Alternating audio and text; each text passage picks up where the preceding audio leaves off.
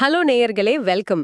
நீங்க தினமும் உங்க டேபிள்ல பயன்படுத்துற ஒரு இரும்பு ஸ்கேலோ இல்ல ஒரு கத்திரிக்கோலோ ரொம்ப சோர்வா இருக்கு, அதுக்கு கொஞ்சம் ரெஸ்ட் தேவை அப்படின்னு யாராவது உங்ககிட்ட சொன்னா நீங்க என்ன நினைப்பீங்க? கண்டிப்பா இது ஒரு முட்டாள்தனமான பேச்சு, இல்ல ஒரு பைத்தியக்காரத்தனம் தான் நமக்கு தோணும் இல்லையா? ஆமா, நிச்சயமா அப்படிதான் தோணும். ஏன்னா உயிரற்ற ஒரு இரும்புக்கு எப்படி சோர்வு ஏற்படும்? ஆனா இந்த உலகத்துல ஜடப்பொருள்னு எதுவுமே இல்ல. நீங்க தொடுற ஒவ்வொரு உலோகத்துக்கும், நீங்க கடந்து போற ஒவ்வொரு மரத்துக்கும் துடிக்கிற ஒரு இதயம் இருக்குன்னு ஒரு இந்திய விஞ்ஞானி ஆணித்தரமா நிரூபிச்சாரு. அது உண்மையிலே ஒரு பிரம்மாண்டமான கண்டுபிடிப்பு தான். அறிவியலும் ஆன்மீகமும் சந்திக்கிற ஒரு அற்புதமான புள்ளி அது. கரெக்ட். அதான் இன்னைக்கு நம்மளோட மிஷன். பரமஹம்ச யோகானந்தர் எழுதிய யோகியின் சுயசரிதம் புத்தகத்தோட 8வது அத்தியாயத்தை தான் இன்னைக்கு நாம டீப் டைவ் பண்ணி அலச போறோம்.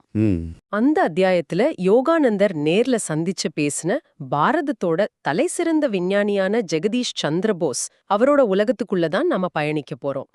சரி, இது கொஞ்சம் விரிவா அலசுவோம்.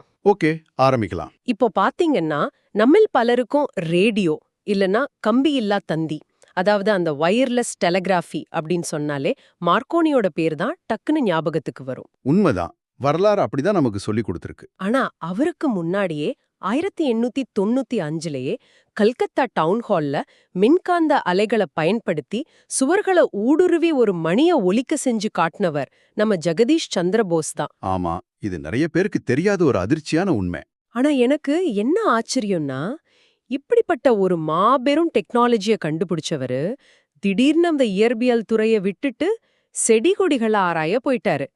இது ஒரு தலைசிறந்த சாஃப்ட்வேர் இன்ஜினியர் திடீர்னு தன்னோட வேலையை விட்டுட்டு விவசாயம் செய்ய போன மாதிரி எனக்கு தோணுது. இது ஏன்? நீங்க சொல்ற அந்த ஒப்பீடு ரொம்ப சரியா இருக்கு. உண்மையாவே இது அறிவியல் வரலாற்றுல ஒரு மிக முக்கியமான திருப்பம். இப்போ போஸ் கண்டுபிடிச்சது சாதாரண ரேடியோ அலைகளை கிடையாது. ஓ, வேற என்ன அலைகள்? மில்லிமீட்டர் அளவிலான மிக நுண்ணிய அலைகள். அதாவது மில்லிமீட்டர் வேவ்ஸ்னு சொல்லுவாங்க. இன்னைக்கு நாம பயன்படுத்துற 5G டெக்னாலஜியோட அடிப்படை கூட அதுதான். அடா, 5Gக்கு அவர்தான் பேஸ்மெண்டா? கண்டிப்பா. அந்த டெக்னாலஜியை வச்சு அவர் பல கோடிகளை சம்பாதிச்சிருக்க முடியும். ஒரு பெரிய பிசினஸ் சாம்ராஜ்யத்தை உருவாக்கியிருக்கலாம். ஆனா அவர் பேட்டன்ட் வாங்குறத முற்றிலுமா நிராகரிச்சிட்டாரு. பேட்டன்ட் வேணான்னு சொல்லிட்டாரா? ஏன்? நீங்க கேட்டீங்க இல்லையா, அவர் ஏன் பிசிக்ஸை விட்டுட்டு பாட்னிக்கு மாறினாருன்னு? ஆமா, அந்த டிரான்சிஷன் எப்படி நடந்துச்சு? அதுல தான் அவரோட சிந்தனையோட ஆழமே இருக்கு. லண்டன் கேம்பிரிட்ஜ் பல்கலைக்கழகத்துல அவர் படிச்ச மேற்கத்திய அறிவியலோட துல்லியமும், ஒரு இந்தியரா அவருக்குள்ள இயல்பாகவே இருந்த அந்த ஆன்ம சோதனை, அதாவது அனைத்தையும் ஒருங்கரைச்சு பார்க்கிற தத்துவ பார்வையும் அவரை ஒரு புது திசைக்கு கொண்டு போச்சு. இங்கு நம்ம ஆச்சரியப்படுத்தும் விஷயம் என்னவென்றால், சொல்லுங்க. அவர் இயற்பியலையும் உயிரியலையும் இணைக்க முயற்சி பண்ணாரு. ஒரு நிமிஷம். பிசிக்ஸையும் பாட்னியையும் ஒன்னா இணைக்கிறது அந்த காலகட்டத்துல அவ்வளோ ஈஸியான விஷயமா இருந்திருக்காதே. நிச்சயமா இல்ல, ரொம்பவே கஷ்டம். ஏன்னா அன்றைய அறிவியல் உலகம், குறிப்பா பிரிட்டிஷ் ராயல் சொசைட்டி, சயின்ஸை தனித்தனி அறைகளா பிரிச்சு வச்சிருந்தாங்க இல்லையா? பிசிக்ஸ் சயின்டிஸ்ட் செடிகளை பத்தி பேசினா பயாலஜிஸ்ட்லாம் ஏளனம் செஞ்சிருப்பாங்களே. ஏளனமா? மிக கடுமையா எதிர்த்தாங்க. நீங்க ஒரு இயற்பியலாளர், உங்க எல்லைக்குள்ள மட்டும் இருங்க அப்படின்னு வெளிப்படையாகவே ராயல் சொசைட்டில அவர் ஒதுக்க பார்த்தாங்க. அட பாவமே. ஆமா, மேற்கத்திய அறிவியலோட பார்வை பாத்தீங்கன்னா பிரபஞ்சத்தை தனித்தனி துண்டுகளா உடைச்சு பாக்குறது. ஆனா போஸோட பார்வை அனைத்தையும் இணைக்கிற ஒரு முழுமையான தேடல். வாவ். அவரு பிசிக்ஸை விட்டு விலகல. மாறாக இயற்பியலோட அதே துல்லியமான கருவிகளை கொண்டு செடிகளுக்குள்ள இருக்கிற ரகசியங்களை அளவிட முடியும்னு நம்பினாரு. அதுக்காக அவர் உருவாக்குன ஒரு பிரம்மாண்டமான கருவிதான் கிரெஸ்கோகிராஃப், அதாவது தாவர உருப்பெருக்கி. அந்த கிரெஸ்கோகிராஃப் கருவிய பத்தி யோகியின் சுயசரிதம் புத்தகத்துல யோகானந்தர் விவரிக்கிற இடம் உண்மையிலே மனசு உலுக்குது. ஆமா, ரொம்ப தத்ரூபமா எழுதியிருப்பாரு. போஸோட லேபுக்கு போற யோகானந்தர் அந்த கருவியோட செயல்பாட்டை நேர்ல பாக்குறாரு. எந்த ஒரு எலக்ட்ரான் மைக்ரோஸ்கோப்பும் இல்லாத அந்த 1900களோட தொடக்கத்துல ஒரு செடியோட அசைவ சுமார் 1 கோடி மடங்கு பெருசாக்கி காட்டும் கருவிய போஸ் உருவாக்குனாருன்னு நம்ம படிக்கிறோம். 1 கோடி மடங்கு! அது எப்படி சாத்தியம்? ஏதோ மாயாஜாலம் மாதிரி இருக்கு. அதுல என்ன பெரிய லென்ஸ்களை யூஸ் பண்ணாரா? இல்ல, இதுலதான் போஸோட அபாரமான இன்ஜினியரிங் திறமை இருக்கு. அவர் இத வெறும் லென்ஸ்களை வச்சு செய்யல. கடிகாரங்கள்ல இருக்கிற பற்சக்கரங்கள், அதாவது கியர்ஸ், அப்புறம் நெம்புகோல்கள், ஒரு மிகச் சிறிய கண்ணாடி தகடு, இது எல்லாத்தையும் அடிப்படையா வச்சு ஒரு ஆப்டிக்கல் லீவரை உருவாக்குனாரு. ஆப்டிக்கல் லீவரா? அது எப்படி வேலை செய்யும்? அதாவது ஒரு செடி மிக மிக மெதுவா வளரும்போது அது அந்த பற்சக்கரத்தை ஒரு மில்லிமீட்டரோட 1000 பங்கு நகர்த்தும். ஒரு மில்லிமீட்டர்லயே 1000 பங்கா? அது கண்ணுக்கே தெரியாதே. ஆமா, ஆனா அந்த சிறிய அசைவு தொடர்ச்சியான கியர்கள் மூலமா பெருக்கப்பட்டு அந்த கண்ணாடியை லேசா திரும்பும். அந்த கண்ணாடியின் மீது ஒரு ஒளிக்கற்றைய, அதாவது லைட் பீமை விசச் செய்வாரு. ஓஹோ.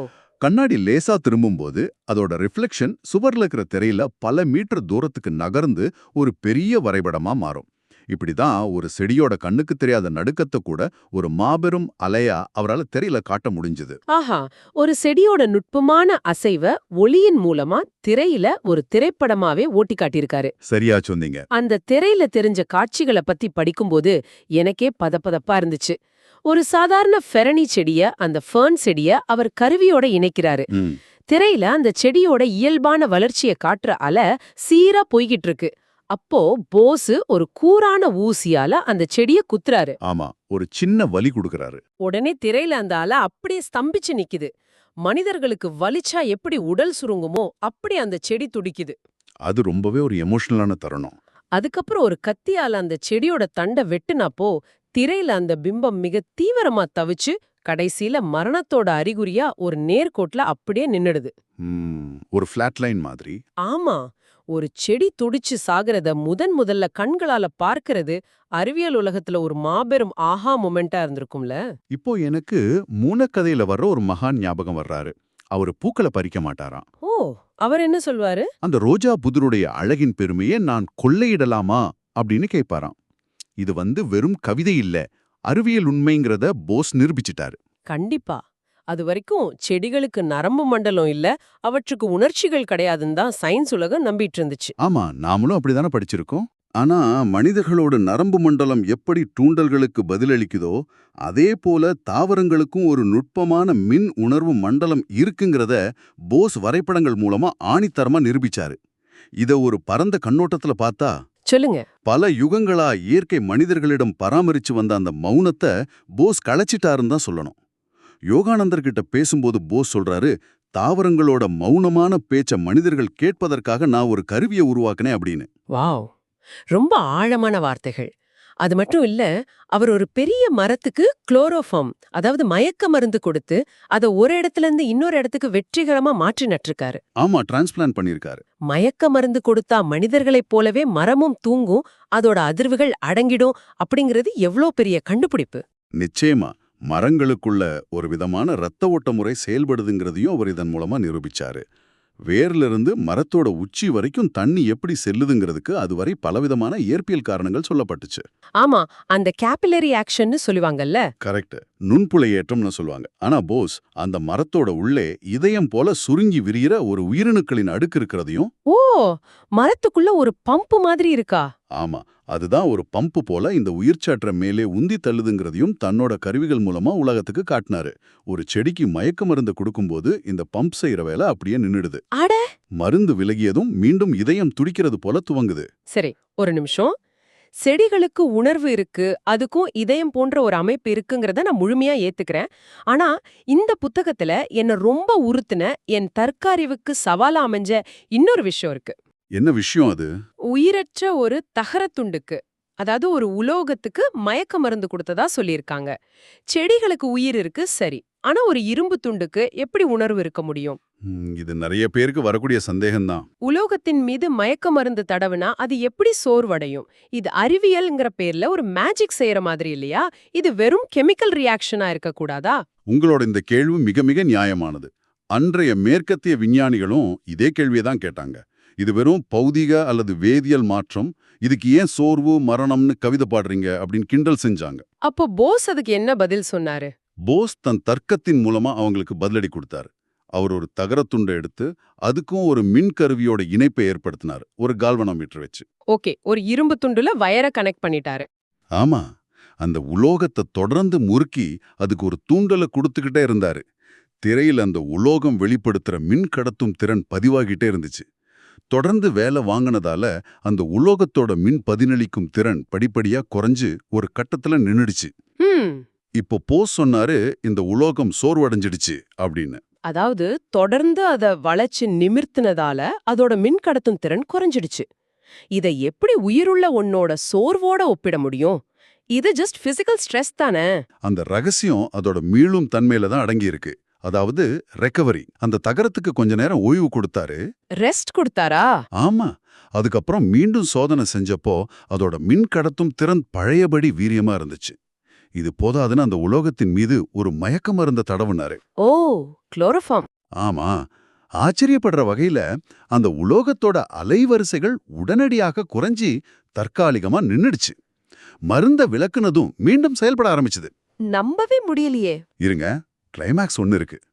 கடைசியா ஒரு நச்சு மருந்த, அதாவது ஆசிட் அல்லது பாய்சனை அந்த உலோகத்தின் மீது தடவினாரு. திரையில அந்த வரைபடத்தோட ஊசி திடீர்னு ஒரு பெருந்துடிப்ப காட்டிட்டு, அதாவது ஒரு ஸ்பாசம் மாதிரி. சரியா சொன்னீங்க. அப்படி துடிச்சிட்டு பின்னர் நிரந்தரமா ஒரு நேர்கோட்டுக்கு வந்துடுச்சு. இனி அந்த உலோகத்துக்கு எவ்வளவு ஓய்வு கொடுத்தாலும் அது பழையபடி சிக்னலை வெளிப்படுத்தல. அது இறந்துடுச்சு. வாவ். இங்கு போஸ் வச்ச மாபெரும் வாதம் என்னவென்றால், ஒரு விலங்கோட தசைநார் சோர்வடையும் போது காட்டுற வளைவும் இந்த உலோகம் சோர்வடையும் போது காட்டுற வளைவும் கணித ரீதியா அப்படியே 100% ஒத்துப்போச்சு. அடேங்கப்பா. விலங்கோட தசைக்கு ஒரு விதி, உலோகத்துக்கு ஒரு விதின்னு இயற்கை பிரிச்சு வைக்கல அப்படிங்கறத நிரூபிச்சாரு. அப்படி என்றால் இதற்கெல்லாம் என்ன அர்த்தம்? நீங்க இத அன்றாட வாழ்க்கையோட பொருத்தி பாருங்களேன் நேயர்களே. ஒரு மிஷினோ இல்ல ஒரு காரோ தொடர்ந்து ஓடிக்கிட்டு இருக்கும்போது திடீர்னு பழுதாகி நின்னா நாம என்ன நினைக்கிறோம்? உதிரி பாகம் கெட்டு போச்சுன்னு தூக்கி எறிகிறோம். ஆமா, மெக்கானிக்கல் ஃபெயிலியர்னு சொல்றோம். ஆனா போஸோட கூற்றுப்படி அந்த உலோகத்தோட அணுக்களுக்கு கொஞ்சம் சோர்வு ஏற்பட்டிருக்கு, அதுக்கு சிறிது ஓய்வு தேவை. கொஞ்சம் ஓய்வு கொடுத்தா அது மீண்டும் தன்னைத்தானே புதுப்பிச்சுக்கிட்டு நல்ல வேலை செய்யும். இது எவ்ளோ பெரிய தத்துவார்த்தமான பார்வை. கண்டிப்பா. நாம பயன்படுத்துற ஒவ்வொரு பொருளுக்கு பின்னாலும் ஒரு நுட்பமான உயிர்ச்சங்கிலி இருக்குங்கிறத இது உணர்த்துது. சரியா சொன்னீங்க. இந்த ஒரு பெரிய உண்மையை உணர்ந்ததால தான் போஸ் தன்னுடைய பரிசோதனை கூடத்தை ஒரு சாதாரண அறிவியல் லேபா பார்க்கல. 1917 கல்கத்தால அவர் போஸ் நிறுவனம்னு ஒன்னு நிறுவனாரு. ஆமா, அத பத்தி படிச்சேன். யோகானந்தர் அந்த நிறுவனத்துக்கு போனப்போ அது ஒரு லேப் மாதிரி இல்லாம ஒரு பிரம்மாண்டமான கோயில் மாதிரி இருந்ததை பார்த்து வியக்கிறாரு. ஆமா, அந்த இடத்தோட வர்ணனை ரொம்ப அற்புதமா இருந்துச்சு. அந்த நுழைவாயிலே ஒரு பழமையான இந்திய கோயில் மாதிரி அமைக்கப்பட்டிருக்கு. உள்ள ஒரு அமைதியான தாமரை குளம்.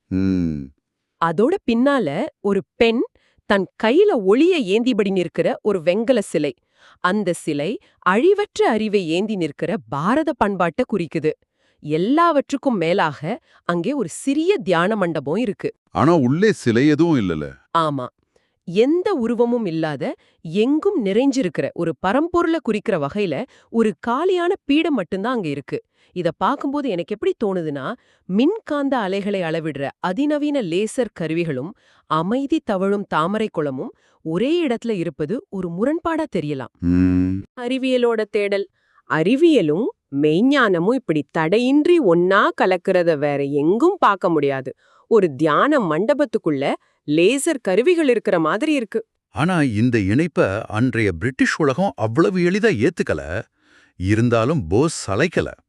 இந்திய மனப்பான்மைங்கிறது லாப நஷ்டங்களையும் வெற்றி தோல்விகளையும் சமமா பாவித்து உண்மையை மட்டுமே தேடும் தன்மை கொண்டதுன்னு அவர் நம்பினாரு. ஆமா, நம்ம பண்பாடு அப்படிப்பட்டதுதான். பண்டைய இந்தியாவுல நாளந்தா, தக்ஷசீலம் போன்ற பல்கலைக்கழகங்கள் எப்படி உலக அறிஞர்கள் அனைவரையும் வரவேற்று அறிவை எந்த ஒளிவு மறைவும் இல்லாம பகிர்ந்தாங்களோ, அதே வழியில தன்னுடைய நிறுவனத்தோட கண்டுபிடிப்புகள் உலகத்துக்கே சொந்தமானது, யாருக்கும் தனிப்பட்ட பேட்டன்ட் கிடையாதுன்னு அதிகாரப்பூர்வமா அறிவிச்சாரு. அறிவை சொந்த லாபத்துக்கு பயன்படுத்துறது ஒரு களங்கம்னு அவர் கருதினாரு. அவரோட இந்த அர்ப்பணிப்பு பல மேற்கத்திய விஞ்ஞானிகளையே சிந்திக்க வச்சதுல. ஆமா, அவரை தொடர்ந்து விலங்குகள் மற்றும் மனிதர்களோட மருத்துவத்துக்கு உதவுற பல கருவிகளை கண்டுபிடிக்க வச்சுது. அவர் கண்டுபிடிச்ச இன்னொரு முக்கியமான கருவிதான் இசைவழி வரைகோட்டு கருவி, அதாவது ரெசோனன்ட் கார்டியோகிராஃப். இது டாக்டர்ஸ்க்கு எவ்ளோ பெரிய வரப்பிரசாதம் தெரியுமா? ஒரு புது மருந்த கண்டுபிடிக்கிறாங்கன்னா அதை எலிகள் மீதோ இல்ல விலங்குகள் மீதோ செலுத்தி அதுங்க எவ்ளோ கஷ்டப்படுது, எப்படி இறக்குதுன்னு பரிசோதிப்பாங்க இல்லையா? ஆமா, விவி செக்ஷன்னு சொல்லுவாங்க, விலங்கு வதை. அந்த விலங்கு வதைய தவிர்க்கிறதுக்காகவே போஸ் இந்த கருவியை உருவாக்குனாரு. விலங்குகளை கூறு போடுவதற்கு பதிலா தாவரங்களை வச்சு ஆராய்ச்சி செய்ய அவர் வழிவகுத்தாரு. நீங்க சொல்றது மிக முக்கியமான புள்ளி. ஒரு குறிப்பிட்ட மருந்து மனிதனோட இதய துடிப்பை எப்படி பாதிக்குங்கிறத ஒரு செடியோட உள்ளே இருக்கிற துடிப்பை அளவிடுவதன் மூலமே துல்லியமா கணிக்க முடியும்னு அவர் நிரூபிச்சாரு. நம்பவே முடியல. செடிய வச்சு மனுஷனோட ரியாக்ஷனை கண்டுபிடிச்சாரா? ஆமா, மனிதனிடம் உள்ள ஒவ்வொரு இயல்பும் தாவரத்துல ஏற்கனவே அமைஞ்சிருக்குங்கிற அவரோட கூற்று அன்றைய மருத்துவர்களுக்கு பெரும் அதிர்ச்சியை ஏற்படுத்துச்சு. ஆனா இத பல தசாப்தங்கள் கழிச்சு 1938ல கொலம்பியா பல்கலைக்கழக விஞ்ஞானிகளே ஒத்துக்கிட்டாங்க. ஓ, அவங்க எக்ஸ்பெரிமெண்ட் பண்ணி பார்த்தாங்களா? ஆமா, டாக்டர் கோல் மற்றும் டாக்டர் கர்டஸ்ங்கிற 2 விஞ்ஞானிகள் நிடல்லா அப்படிங்கிற ஒற்றை செல் கொண்ட ஒரு நீர்வாழ் செடியை வச்சு பரிசோதனை செஞ்சாங்க. இந்த நிடல்லா செடியை ஏன் தேர்ந்தெடுத்தாங்க? நம்ம ஊர் துளசியோ முருங்கை மரத்தையோ வச்சிருக்கலாமே. அதுலதான் சூக்ஷ்மம் இருக்கு. மனித நரம்புகள்ல ஒரு தூண்டுதல், அதாவது எலக்ட்ரிக்கல் இம்பல்ஸ் எப்படி பயணிக்குதுன்னு கண்காணிக்க மனித உடலோ விலங்குகளோ சரிப்பட்டு வரல. ஏன்னா அதோட வேகம் மிக அதிகம். ஓஹோ, ட்ராக் பண்ண முடியாது. கரெக்ட். ஆனா இந்த நிடலா செடியோட நரம்பு போன்ற இழைகள்ல அந்த மின் அலைகள் வேகம் ஒன்ன தவிர மற்ற எல்லா வகையிலையும் மிருகங்கள் மற்றும் மனித நரம்பிழைகளை 100% ஒத்திருந்துச்சு. அட, செடிகள்ல அந்த தூண்டுதல்கள் சற்று மெதுவா பயணிச்சதால அதை தெளிவா படம் பிடிச்சு ஆய்வு செய்ய முடிஞ்சது.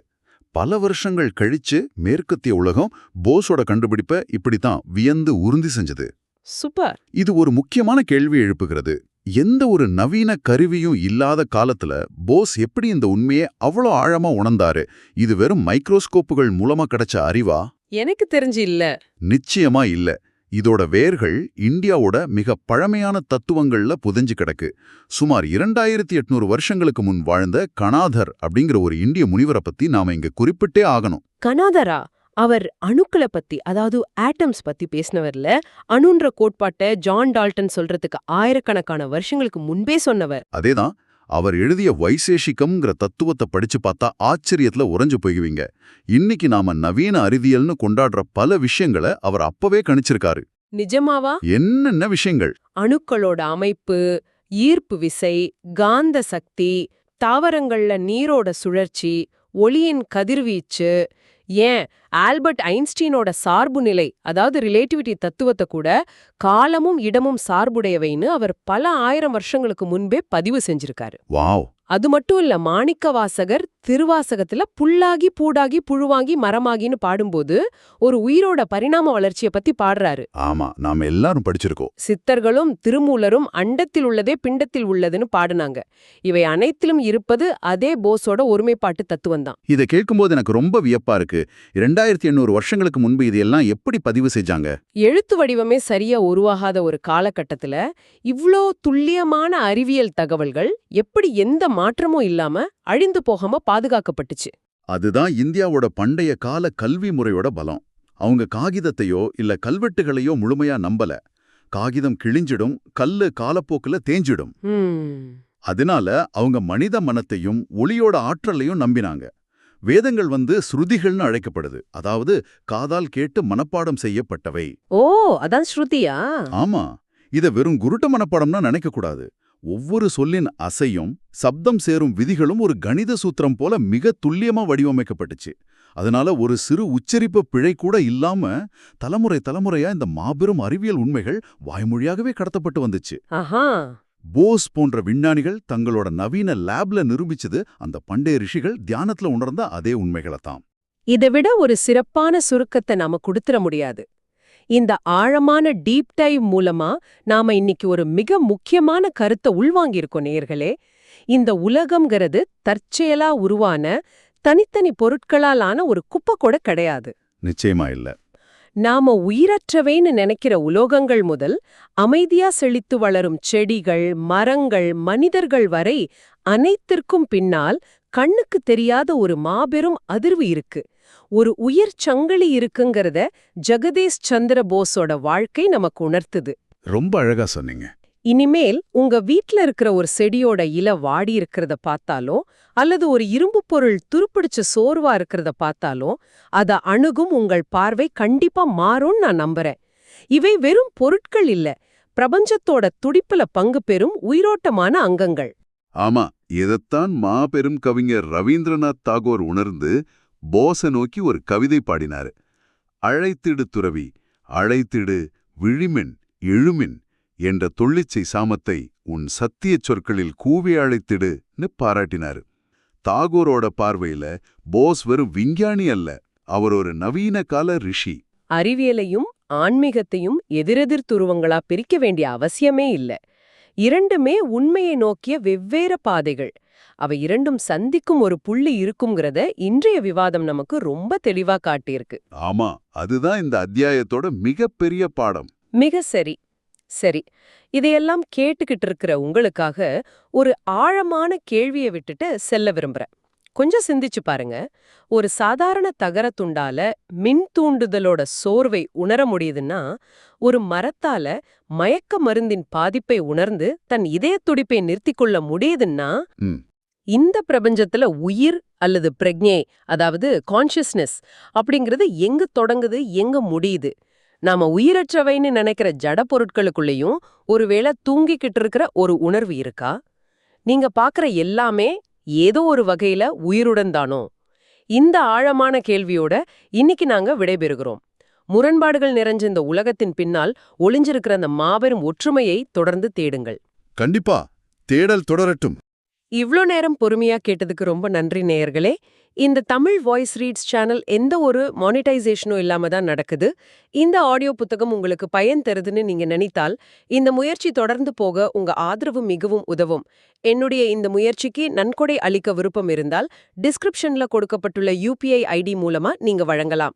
உங்களால் முடிந்த அளவு போதும். சிறிய ஆதரவும் பெரிய உதவிதான். இந்த வீடியோ உங்களுக்கு பயனுள்ளதாக இருந்தால் சப்ஸ்கிரைப் பண்ணுங்க, மற்றவர்களுக்கும் பகிர்ந்து கொள்ளுங்கள். இந்த கருத்துக்கள் அவர்களுக்கும் தேவையாக இருக்கலாம். லைக் பண்ணுங்க, உங்க கருத்துக்களை கமெண்ட்ல பகிருங்கள். மீண்டும் அடுத்த தொகுப்பில் சந்திப்போம். மனப்பூர்வமான நன்றி.